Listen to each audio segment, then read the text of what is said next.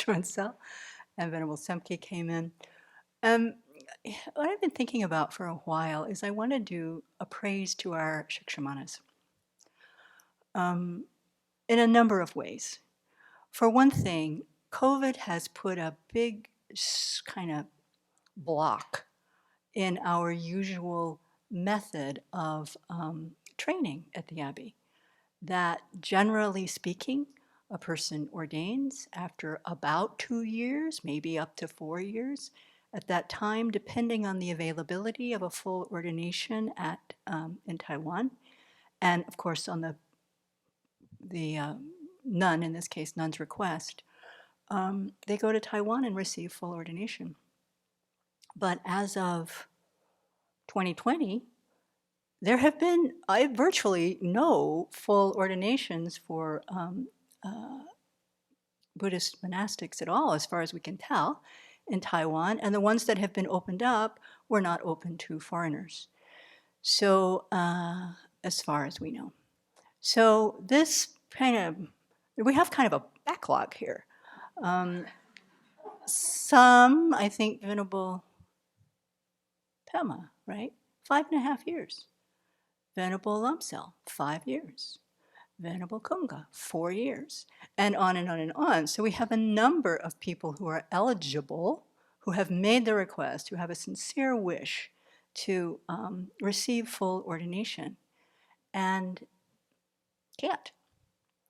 And their fortitude with this fact, how they have worked with their minds around this, it's been postponed again and again and again. Now, when I was in the position of being ready for full ordination, also through conditions, it went on longer than I expected. And I had to do a lot of work internally to look at, what are the obstacles? This doesn't really, purifying what those are, working with my mind about something that I so wanted to do and was afraid wouldn't happen.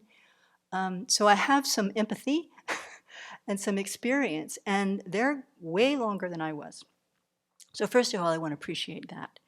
I don't know what we do with this backlog. I don't think we can send all of you to Taiwan at the same time when it opens up, so we'll work that out when we get there. But I want to appreciate that.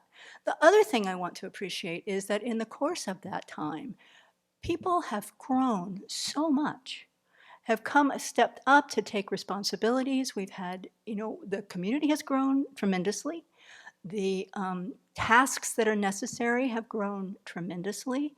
And the Shikshamanas in particular, who have been training for some years, who normally would be in that Bhikshuni role and would normally be in that Bhikshuni Posada, are stepping up, training, carrying responsibilities and doing, in my view, a fantastic job.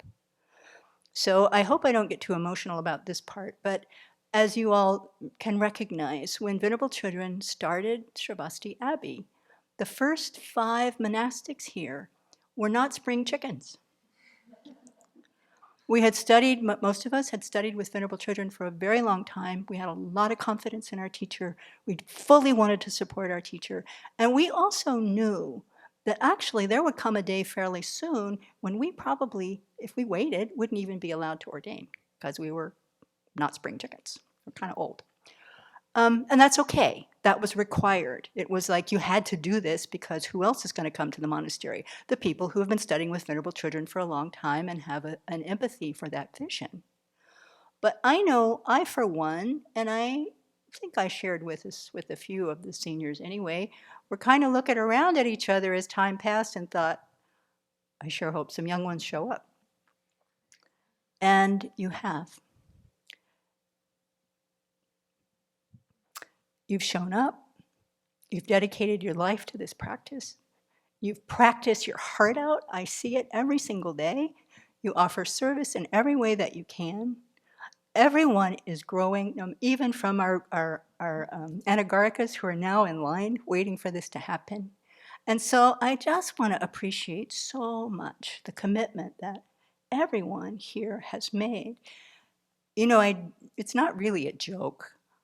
I need to pass on everything I know about my department, the work that I've done, before I fall over. And, that's going to be sooner than later. That's just a fact. And people are willing to take over and step up and learn, however gruffly we all try to train or however meticulously we try to train over what we've learned, you're taking it and you're growing with it.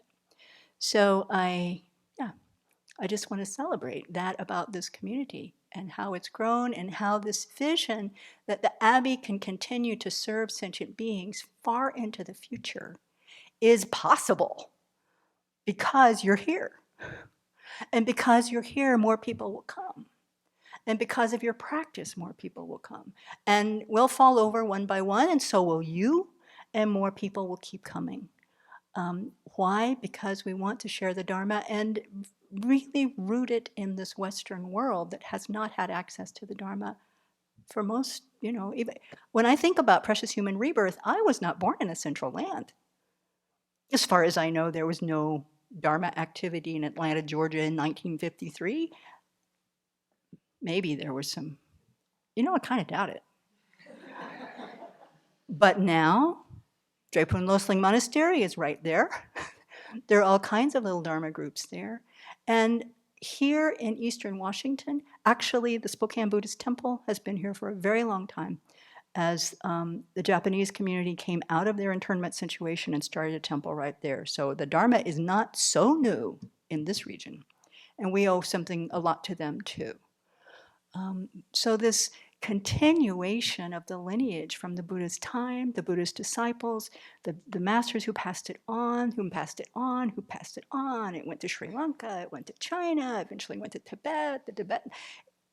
We share the Dharma, and we share the Dharma with a wish to cultivate our own good qualities, to overcome our own afflictions, so that we can be liberated, so that we can become Buddha, so that all beings can hear these teachings and have that opportunity as well.